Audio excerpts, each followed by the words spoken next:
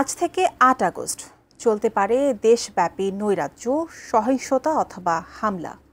আওয়ামী লীগের নেতাকর্মীরা এই নৈরাজ্য ঘটাতে পারে বলে গোয়েন্দা তথ্য পুলিশের বিশেষ শাখা এসবির কাছে। তাই এই ১১ দিন বিশেষ সতর্কতা জারি করেছে সংস্থাটি। নির্দেশ দেওয়া হয়েছে সন্দেহভাজন যানবাহনে তল্লাশির পাশাপাশি গ্রেপ্তারি পরোয়ানা তামিল, সাইবার পেট্রোলিং এবং গোয়েন্দা নজরদারি জোরদারের। টানা ১৫ বছর ক্ষমতায় থাকার পর ছাত্র জনতার অভ্যুত্থানে ক্ষমতাচ্যুত হয়ে প্রায় ১ বছর হলেও এখনও প্রকাশ্যে রাজনৈতিক ময়দানে ফিরতে পারেনি আওয়ামী লীগ। অন্তর্বর্তী সরকার দলটির রাজনৈতিক কার্যক্রম নিষিদ্ধ করলেও দেশ বিদেশের ছদ্মবেশে সংগঠনটির নেতাকর্মীরা তৎপর রয়েছে বলে মনে করছে গোয়েন্দারা। তারা গোপনে এক হয়ে সহিংসতা বা হামলার পরিকল্পনা করতে পারে এমন শঙ্কায় আইনশৃঙ্খলা রক্ষাকারী বাহিনী সারা দেশে ১১ দিনের বিশেষ সতর্কতা জারি করেছে। এমন পরিস্থিতিতে দেশের সব ইউনিটকে নিজ নিজ এলাকায় রাজনৈতিক পরিস্থিতি পর্যবেক্ষণ, সন্দেহভাজন ব্যক্তি ও যানবাহনের ওপর নজরদারি, সরকারি বেসরকারি স্থাপনায় নিরাপত্তা জোরদার এবং সাইবার গোয়েন্দা কার্যক্রম তীব্র করার নির্দেশ দেওয়া হয়েছে। প্রোপাগান্ডা ছড়ানো হচ্ছে যে নাশকতা হইতে পারে, এটা হইতে পারে, কিন্তু আমরা স্পেসিফিক ওরকম কোনো থ্রেট পাইনি যে নাশকতা হবে।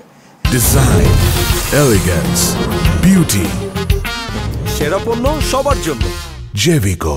আমাদের স্পেশাল ড্রাইভ চলতেছে এবং এইটার জন্য স্পেশাল এই ডিএমপিতে আমি বলবো, ডিএমপিতে আমরা চেকপোস্ট এবং অন্যান্য যে পুলিশি কার্যক্রম, ওভার্ট আমাদের এই গোয়েন্দা সংস্থা সিটিটিসি সবগুলো আমাদের ৮ই আগস্ট পর্যন্ত চলবে স্পেশাল প্রোগ্রাম। বিশেষ অভিযান চালাতে বলা হয়েছে আজ থেকে ৮ আগস্ট পর্যন্ত। এ সময় মোটরসাইকেল, মাইক্রোবাস সহ সন্দেহভাজন সব যানবাহনে তল্লাশি, বাস টার্মিনাল, লঞ্চঘাট, রেল স্টেশন, বিমানবন্দরের আশপাশে নজরদারি এবং মোবাইল পেট্রোল বাড়াতে বলা হয়েছে। অতিরিক্ত আমরা কিছু পয়েন্টে প্রায় ১৪৬টা পয়েন্টে আমরা চেকপোস্ট বসাবো, সেটা রাত্রে। এর বাহিরে আমরা ওই যে হঠাৎ করে মানে 24/7 করি না, হঠাৎ করে মনে করেন যে আমি 11টা থেকে 12টা বলে দিলাম যে 1 ঘন্টার চেকপোস্ট হবে, আবার বিকালে কোনো এক সময় বললাম যে 6টা থেকে 7টা চেকপোস্ট হবে, তখন তাৎক্ষণিকভাবে আমরা নির্দেশনা দেই আমাদের কন্ট্রোলের মাধ্যমে, আমাদের মোবাইল পেট্রোলগুলো সবগুলো চেকপোস্ট বসে যায়। নাশকতা ঠেকাতে সর্বোচ্চ কঠোর হওয়ার পাশাপাশি গ্রেফতারের নামে যাতে গণগ্রেফতার না করা হয় সেদিকেও নজর দেওয়ার পরামর্শ অপরাধ বিশ্লেষকদের।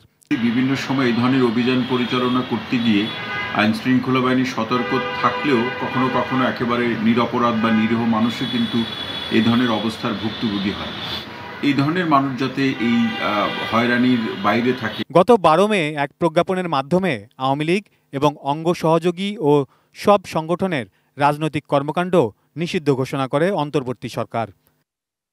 সাইফুল জুয়েল, এটিএন নিউজ, ঢাকা।